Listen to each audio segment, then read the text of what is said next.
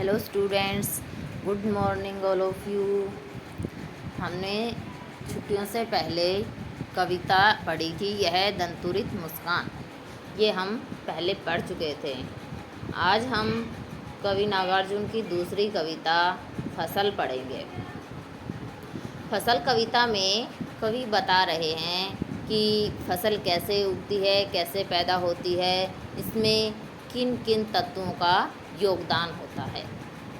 फसल एक के नहीं, दो के नहीं, ढेर सारी नदियों के पानी का जादू। कवि कह रहा है कि फसल जो है वो एक दो नहीं बल्कि बहुत सारी नदियों द्वारा लाए गए पानी का जादू है, इस जादू का असर है। यानी कि वैसे तो हम फसल उगाते हैं, एक कुएं या एक नदी का पानी काफ़ी रहता है, लेकिन यहाँ फसल पूरे समग्र के लिए है, यानी कि जितनी भी फसल होती है वो सबके लिए है। और उस अर्थ में कवि ये कहना चाहता है कि उसमें जो फसल है वो एक दो नहीं बल्कि बहुत सारी नदियों के पानी के जादू का असर होती है। एक के नहीं, दो के नहीं, लाख लाख, कोटि कोटि, हाथों के स्पर्श की गरिमा। अब जो कवि कह रहा है कि पानी से तो फसल उगती है, और सिर्फ फसल उगने ही से ही फसल तैयार नहीं हो जाती, उसमें बहुत सारे लोगों की मेहनत होती है। उसके लिए कवि कह रहा है कि एक दो नहीं, लाखों, कोटि कोटि, करोड़ों करोड़ों हाथों के स्पर्श की गरिमा का परिणाम है फसल। यानी कि एक दो लोगों नहीं बल्कि लाखों करोड़ों लोगों की मेहनत का परिणाम है फसल। एक की नहीं, दो की नहीं, हजार हजार खेतों की मिट्टी का गुणधर्म। और फसल में देखो क्या क्या बता दिया कि नदियों के पानी का जादू का असर है और बहुत सारे लोगों के मेहनत का फल है। फिर कवि कह रहा है कि एक नहीं, दो नहीं बल्कि हजार हजार खेतों की मिट्टी के गुण धर्म का समावेश है। यानी कि बहुत से प्रकार के जो मिट्टी हैं, उनके जो तत्व हैं, उनके गुणों के कारण ही फसल पैदा होती है। कवि ने बता दिया है कि न पानी के लिए फसल के लिए पानी की ज़रूरत होती है, लोगों के मेहनत की ज़रूरत होती है, और उसके साथ साथ मिट्टी के जो पोषक तत्व होते हैं उनकी भी ज़रूरत होती है। अब कवि बता रहे कि फसल क्या है। फसल क्या है? और तो कुछ नहीं है वह, नदियों के पानी का जादू है वह, हाथों के स्पर्श की गरिमा महिमा है। देखो क्या क्या बता दिया, जो ऊपर कवि बताया है उसी के लिए दोबारा से इसमें सार रूप में कह रहा है कि फसल और तो क्या है, कुछ नहीं, वह नदियों के पानी के जादू का असर है, लोगों के जो हाथों के स्पर्श हैं, यानी कि उनके द्वारा जो की गई मेहनत है उनकी महिमा है। भूरी काली संदली मिट्टी का गुणधर्म है, यानी कि जो अनेक प्रकार की मिट्टी होती है उनके अंदर जो तत्व होते हैं उन्हीं का कारण है।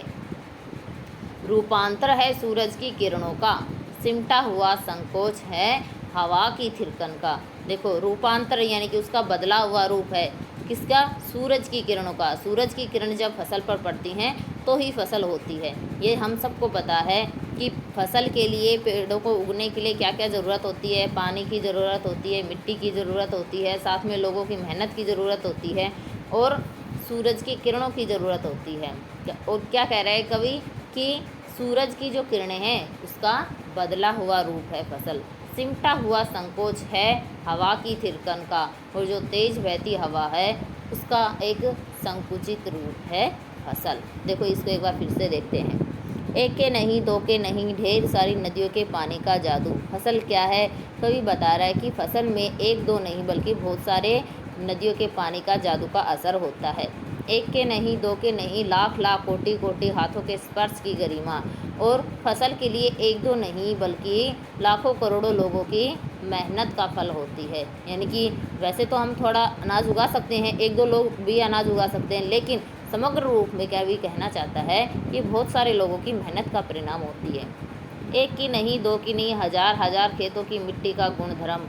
और फसल में एक दो प्रकार की नहीं बल्कि बहुत से प्रकार की जो मिट्टी होती है, जो खेत होते हैं उनमें अलग अलग प्रकार की जो मिट्टी होती है, उनमें पोषक तत्व जो होते हैं उनके एक परिणाम है फसल।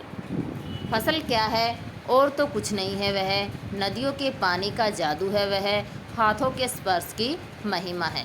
कवि कहता है कि फसल और कुछ नहीं है, बस उसमें नदियों के पानी का जादू है, लोगों के द्वारा की गई मेहनत का परिणाम है, भूरी काली संदली मिट्टी का गुण धर्म है, और उसमें जो भूरी काली और संदली जो अनेक प्रकार की मिट्टी है, उनमें जो पोषक तत्व होते हैं, उनका जो परिणाम है वो उनके कारण है। रूपांतर है सूरज की किरणों का, और सूर्य की जो धूप होती है, जो किरण होती हैं, उसका बदला हुआ रूप है। सिमटा हुआ संकोच है हवा की थिरकन का, और तेज बहती हवा का संकुचित रूप है फसल। यानी कि इसमें कवि ने ये बता दिया कि फसल के लिए किन किन चीज़ों की ज़रूरत होती है। आपको इस चैप्टर का हिंदी अनुवाद अपनी नोटबुक में करना है। अगर आपको कोई दिक्कत हो तो मेरे नंबर पे कांटेक्ट करके उसे आप क्लियर कर लें। ओके।